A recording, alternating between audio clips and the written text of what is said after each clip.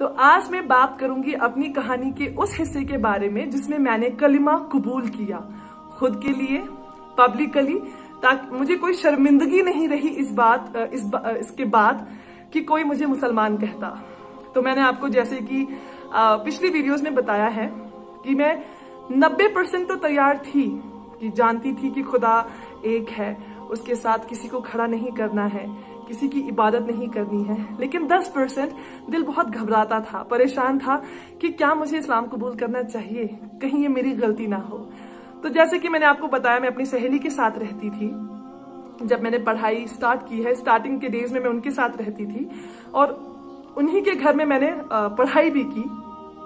लेकिन अब जो तारीख मैं आपको बताऊंगी, 9 जनवरी 2012, इस तारीख पे मैं एक अलग जगह पे रहती थी, जिसका जो एक अलग इलाके में था, जगह पे था।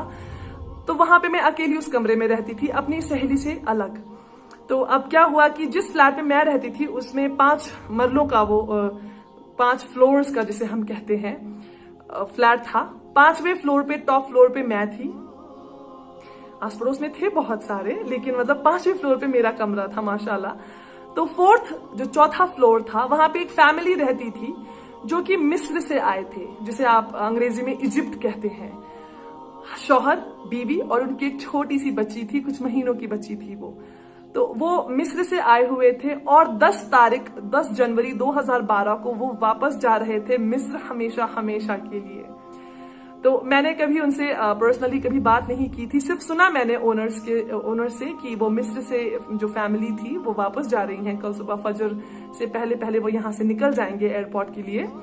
तो मुझे लगा शायद मुझे उन्हें अल्लाह हाफिज, बाय, टाटा, सलाम जो हम करते हैं मुझे करना चाहिए, क्योंकि दूसरे मुल्क के लोग हैं, अब वापस अपने वतन जा रहे हैं, न जाने कभी मुलाकात होगी कि नहीं।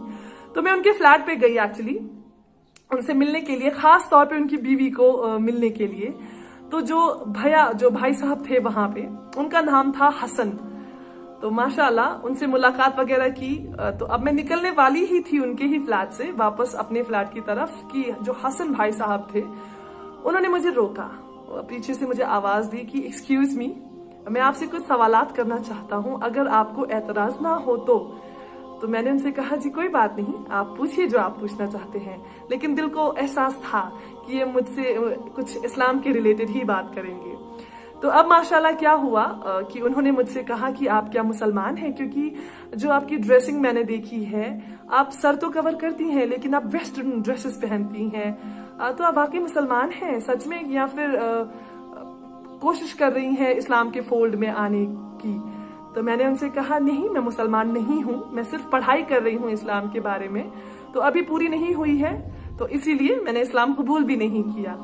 तो उन्होंने मुझे बोला क्या इरादा है कि आप इस्लाम कब कबूल करेंगी। मैंने बोला मैं इस वक्त MBA कर रही हूँ, एक बार MBA खत्म हो जाए तो इंशाल्लाह मैं इस्लाम कबूल कर लूंगी। तो बोला फिर आपके माँ बाप की जिम्मेदारियां भी होंगी, कि आपके माँ बाप ने इतना किया है आपके लिए, तो आप भी उनके लिए कुछ कमाएं, उन्हें भी कुछ कमा कर दें, उनके लिए कुछ करें आप।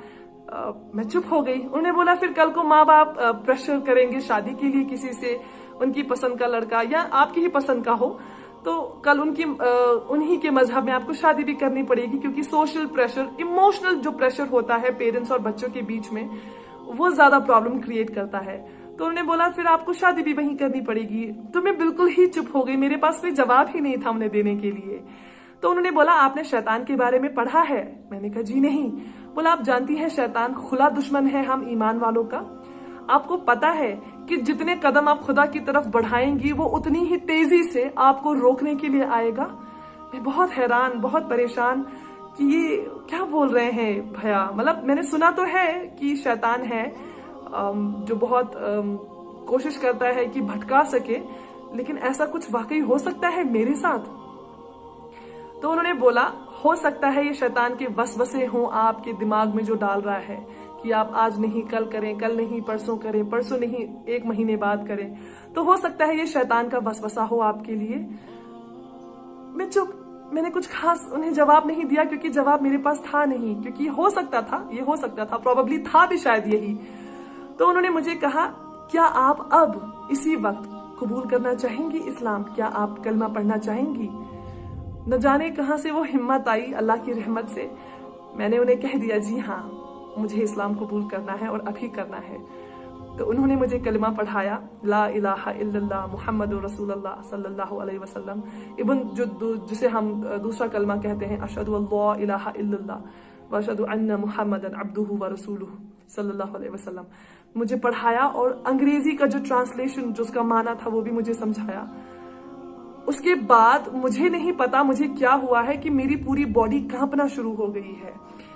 आप जैसे हम बहुत कमजोर जब हो जाते हैं, आपने बूढ़ों का हाथ देखा है, बूढ़ों का हाथ जिस तरह कांपता है वो एक जगह टिकता नहीं है, कुछ उसी तरह मैं सर से पांव तक कांप रही थी। एक एक रोंगटा जो आपके बदन पे बाल होते हैं जिसे रोंगटे कहते हैं, हम रोंगटे खड़े हो गए थे। मेरे छोटे छोटे बाल जो हमारे हाथों पे पैरों पे होते हैं वो बाल मेरे खड़े हो गए थे। इतनी शिवरिंग, इतना कांप रही थी मैं। डर नहीं था, कुछ गलत नहीं किया था मैंने, न जाने क्या बदलाव आ रहा था मेरे अंदर, लेकिन इतनी बुरी तरह से कांप रही थी कि अपने पैरों पे मैं खड़ी नहीं हो सकी। उसके बाद मैं गिर गई, एकदम से बैठी, मतलब मैं। तो जो हसन भाई साहब की जो बीवी थी वो भाग कर आई, उन्होंने मुझे गले लगाया, गले लगाकर उन्हें मुझे बहुत ज्यादा मुबारकबाद दी कि माशाल्लाह बहुत बहुत मुबारक हो, इंशाल्लाह इंशाल्लाह इंशाल्लाह जन्नत का रास्ता आपके लिए इंशाल्लाह खुलेगा, और आपने इस्लाम कबूल किया है, माशाल्लाह आपने एक खुदा को पहचाना है, आपको बहुत बहुत मुबारक। मैं इतनी खुश थी, बहुत माशाल्लाह खुश थी, लेकिन कांप क्यों रही थी मुझे आज तक समझ नहीं आया कि मैं कांप क्यों रही थी। और उसके बाद मैं अपने रूम में चली गई वापस। तो फिर लगा कि नहीं अब मैं एक मुसलमान हूँ, पाक साफ, तो जैसा खुदा ने वादा किया है कि जो इंसान इस्लाम कबूल करता है, जो इंसान दीन को कबूल करता है, सही दीन को, सच्चे दीन को कबूल करता है, इंशाअल्लाह वो इस तरह होता है कि जैसे छोटा बच्चा पैदा जब होता है बिल्कुल पाक साफ, वैसा। बहुत खुश थी कि मैंने जो आज तक गलतियां की हैं सब माफ, माशाल्लाह सब माफ। आप जरा सोचे कि आपको अल्लाह ताला बोले कि आपने जो भी गलती की है सब आपको माफ, माशाल्लाह कैसा महसूस होगा। तो मुझे इस वक्त भी बहुत मुस्कुराहट और बहुत हंसी आ रही है, बहुत प्यार आ रहा है अपने रब पे कि माशाअल्लाह, कहाँ मैं एक 24-25 साल की जवान लड़की, गुनाहगार लड़की, कहाँ मैं एक नया मुसलमान, बिल्कुल मुझे नया बच्चे जैसा बना दिया उस अल्लाह ने, उस रब ने, उस जात ने। बहुत खुशी। उसके बाद मैंने नमाज अदा की, जो कि मुझे पूरी नहीं आती थी, आधी अधूरी जैसी भी आती थी, मैंने किया, नमाज अदा किया, अल्लाह को शुक्र किया कि अल्हम्दुलिल्लाह अल्लाह ताला ने मुझे आखिरकार अपना बंदा, नेक बंदा, अपना जानने वाला मुझे बना लिया है माशाल्लाह। तो उसके बाद इस्लाम तो मैंने कबूल किया माशाल्लाह, लेकिन इसके बाद जो मेरी जिंदगी में बदलाव आए, सख्तियां जो मेरे अंदर आई, या मेरी जिंदगी में जो सख्तियां आई, और खुदा ने किस तरह से मेरी मदद की। मेरी फैमिली, जो मेरे माँ बाप, भाई बहन, मेरे अपने रिश्तेदार और बचपन के दोस्त हैं, वो मेरे साथ हैं या मुझसे दूर हैं। बहुत सारी ऐसी कड़ियां हैं जो आप सबको बतानी है। तो ऐसा कोई शख्स हो जो आपके आसपास हो, जो इस्लाम पसंद करता हो, जो इस्लाम जानता हो, समझता हो, लेकिन दुनिया के डर से, रिश्तेदारों के डर से, किसी के डर से कबूल करने में हिचकिचा रहा हो, तो मेरी कहानी आप वहां तक भेजें, उन तक पहुंचाए। इस्लाम बहुत खूबसूरत रास्ता है, बहुत पाक साफ रास्ता है, बहुत सुकून भरा रास्ता है। सख्तियां भी आती हैं तो माशाल्लाह इतनी सुकून के साथ आती हैं कि सख्तियां भी सख्तियां नहीं लगती।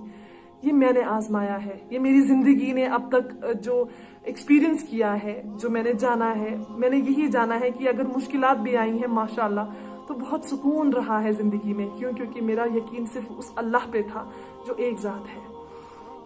तो अगर ऐसा कोई भी हो आपके आसपास, प्लीज उन्हें मेरी कहानी सुनाएं, मेरी वीडियोस आप शेयर करें आसपास के लोगों के साथ, कि किसी ऐसे इंसान के पास पहुंच जाए जो इंसान ऐसी सिचुएशन में हो, जो बहुत कंफ्यूज्ड हो, जो जद्दोजहद में हो कि इस्लाम कबूल करूं कि ना करूं। जुड़े रहिए मेरे साथ, आप इंतजार कीजिए मेरी अगली वीडियो का, जहां पे मैं आपको बहुत सारी बातें आपके साथ शेयर करूंगी, अलग अलग टॉपिक्स पे भी बात करूंगी इंशाल्लाह। वीडियो के नीचे सब्सक्राइब के बटन पे क्लिक करें, बेल के आइकॉन पे क्लिक कीजिए ताकि हर नई वीडियो की नोटिफिकेशन आपको